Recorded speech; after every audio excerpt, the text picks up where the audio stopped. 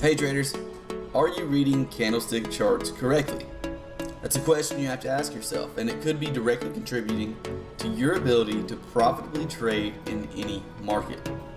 So in today's video, we're going to be talking about the anatomy of a candlestick, and later on in the video, we'll even be diving into how these candlestick charts can help us to determine and predict market direction. So if that all sounds interesting to you, then make sure to click that like button for more videos. Alright traders, so we're going to go ahead and quickly go over the anatomy of the candlestick, and then directly after that we'll talk more about what it actually represents and how we can use these candlestick charts to determine market direction. So let's go ahead and talk about the candlestick that you see on your screen. Each candlestick is going to have 4 main points. Your main points are going to be the open of the candle, the close of the candle, the high of the candle, and the low of the candle. The open and close will be determined by the top and the bottom of the actual body of the candlestick. The body of the candlestick is this green area you see here, and green represents a bullish candle or a candle that closed above where it opened. So this candle had a starting point, and as soon as the hour, day, or weekly candlestick that you're looking at started, as soon as that candle starts, that is considered the open. And we'll talk more about time frames in just a second, but that's considered the open of the candle. Now what happens after the open is shown by the shadows or the wicks, which are these black lines here, and by the close of the candle. The shadows and the wicks represent where price action went. So in this case, we would have had a candle that started here at the open, pushed down to the low, then back up, and then past our close to the high of the candle, creating that wick, and then back down and closing at the end of whatever time frame you're looking at to create the close of the candlestick. So for this example, let's pretend that this is a daily chart. So the beginning of the day, this market would have opened here at the open. Price action would have moved down to the low, up to the high, and then back down at the end of the day to close right here at our close. And this is an example of the anatomy of a bullish candlestick. Now we'll quickly go over a bearish candlestick as well. Now as you may have noticed, these two are very similar. The only difference in a red or bearish candlestick is the fact that the close was below the open. So here we have the open, and again we'll use this as a daily candle just for example purposes. So the beginning of the day we have an open here, and this candle would have opened there, pushed up to a high of the candlestick, pushed all the way down to the low, creating that bottom wick, and then closed at the end of the day right at our close. And since we have a close that is below our open, then this candle represents a bearish day. So that time frame was a daily time frame, so that would represent a day where markets fell off, a day where markets closed below where they opened, and that would represent weakness in a market. So that was a quick run through of the anatomy of a candlestick. Again, the high represents the highest point price action got during this specific time frame. For this example, we were using a daily time frame, so this would be the highest point the market got to in that daily time period after the open, which was here, and this would be the lowest point price action got during that daily time period until it pushed back up and came here for the close. For a bearish candle, the close will always be below the open or on the bottom of the body of the candle, and for a bullish candle, the close will always be on top of the body or above the open of the candle. Alright, so now that we've quickly been over the anatomy of a candlestick, let's jump into what these candlesticks actually represent. And then later on, we'll discuss how we can use candlestick charts to predict market direction. Alright guys, so let's dive into what these candlesticks actually represent. Well, each one of these candlesticks represents a specific time period. If I click over here on time periods, you can see that we have time periods ranging from 1 minute all the way to 1 month. So with that being the case, if we were to click the 1 minute chart, then each candlestick would represent 1 minute or 60 seconds of price action.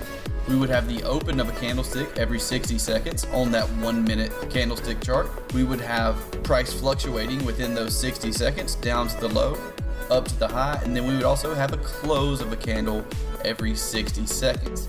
So each one of these candlesticks would represent 60 seconds on a 1 minute chart.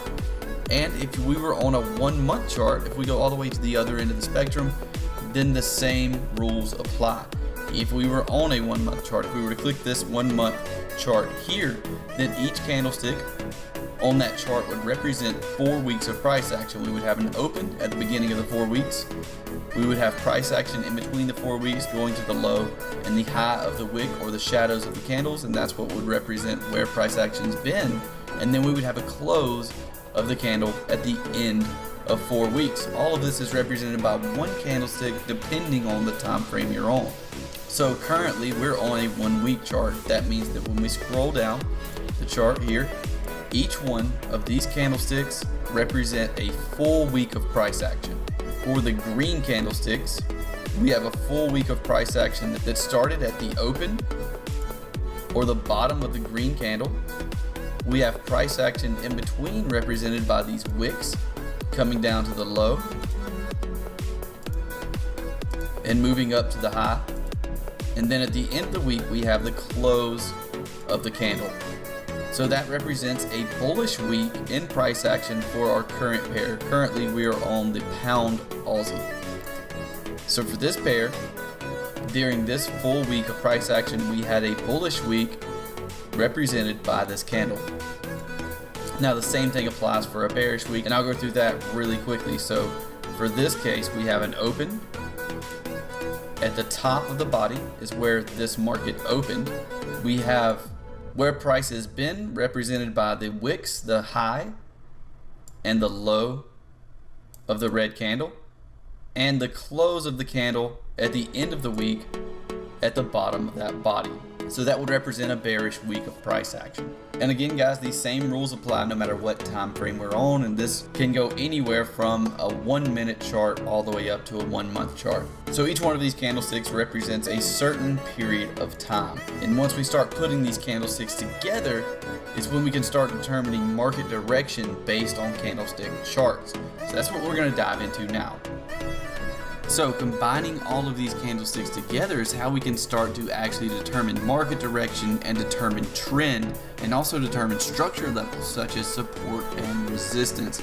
And these are going to all be foundational parts of success in any trading career on any market. Understanding how to read a candlestick chart is the foundation of any good trading strategy. Alright, so we have a starting point down here, correct? This market pushed up from this level with a nice impulsive move, indicating a lot of buyers coming in from that direction. Now what we're looking for next is to see if that level is broken. So we have a high. And when I say high this time, I'm not talking about the high of a single candlestick. I'm talking about the high that's represented by the combination of candlesticks throughout this impulsive move up, which was right here. The high is what's created before the pullback. So this pullback represents people selling from the market, a combination of people selling. And the reason they're selling can be because of many different factors. Some people that were in down here at this level that we started from are now just taking profit. Other people may be jumping in based on some type of fundamental news release or based on some type of technical analysis. But all of that is really irrelevant information, because all we want to do is look at the chart and understand what it's doing. So once we've created that high, we're looking for a pullback and then the creation of a new high. This 3-point move is how we can start to determine market direction. Once we have this 3-point move, a low to a high, to a pullback or higher low, to a new high, once that's created, then we can determine that the market direction is currently up. The market direction is bullish. And with that being the case, we have the ability to restrict ourselves to only bullish trades, to only long trades, and this can really be beneficial to a trading strategy. Now, what are we looking for after this 3-point move? And this is where a lot of traders get confused. Well, we're looking for this uptrend to continue before the break of our support level. This is our support level. So before this support level gets broken, we expect the market to come up and break above this resistance level and continue our uptrend.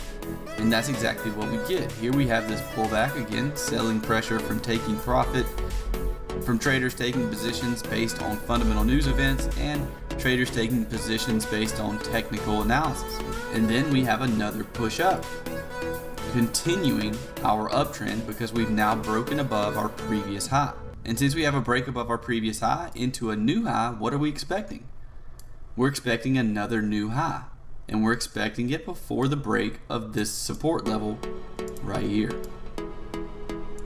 Now, some main places that we can expect this market to turn around while in this uptrend are our previous points of resistance, which would be represented by this and this.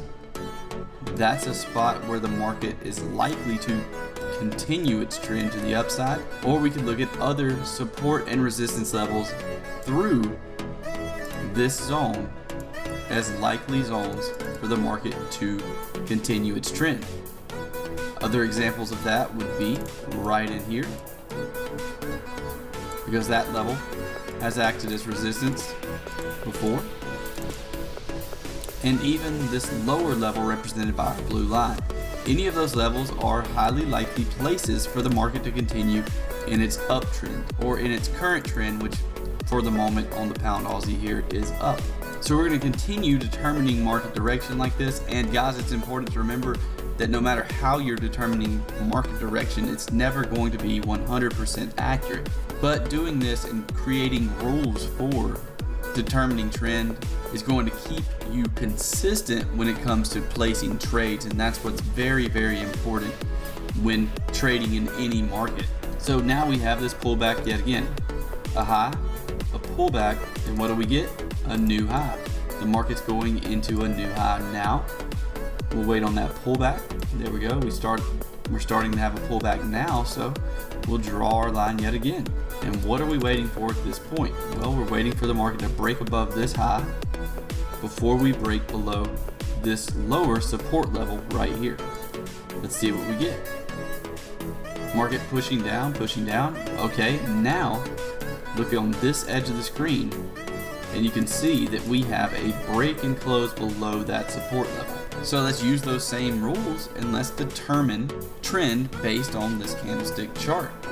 Based on this candlestick chart, we've now created a reversal. We've now broken the structure support level that we were looking at before. Since we've done that, we expect this market to trade lower now instead of higher.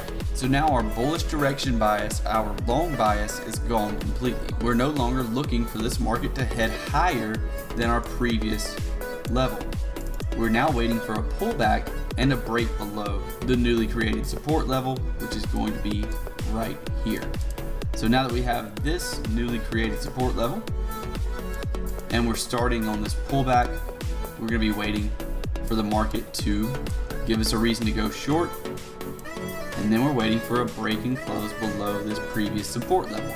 So this is how you can determine market direction using these candlestick charts, guys.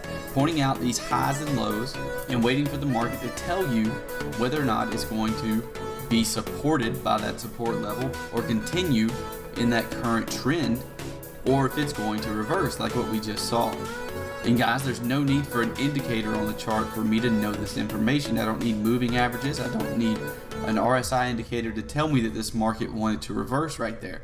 I've determined that information based solely on these candlestick charts, and I'm showing you guys how to do the same exact thing. So now that we've created this downtrend, remember we talked about this at the beginning of this section of the video. We're waiting on this 1, 2, 3 move. We have a low, a lower high, and then a lower low created. This is telling us now we're in a downtrend. Now we can expect this market to continue in this downward direction. Let's see what happens. Well, we get this small pullback, and then we do continue in the downward direction right there. So we got that small pullback, continuation down, another pullback, and another continuation down. And now we're still continuing this trend and expecting this market to create lower lows. So if we continue taking a look at this market, as you can see, we're dropping down now, and now beginning to rally. Still in this trend, guys. I want to make sure I make that a clear point. Go ahead and take this line off so it doesn't get confusing.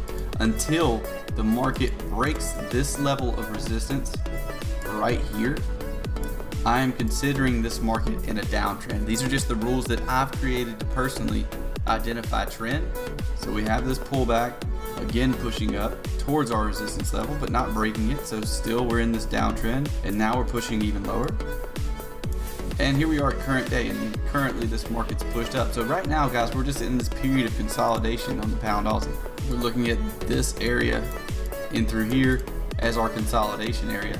Now on this specific time frame, because of this consolidation we see, that doesn't mean that I'm going to be looking for a bearish trade. When I see markets that look like this, I just avoid them altogether until the market shows me what it wants to do, until the market shows me it's going to continue this downtrend by breaking the low. Then after the market shows me what it wants to do, I'll look for my next opportunity to go short. Or another possibility is that this market pushes up and breaks above our resistance level, and in that case I'll be looking for a new long opportunity. So when markets start to consolidate like this, I just wait for the market to tell me what direction it wants to go. Another thing that's very important and can be very beneficial to trading strategies. And guys, I am considering producing a video that will explain multiple time frame analysis and which time frames you should pay the most attention to when it comes to structure levels and trend.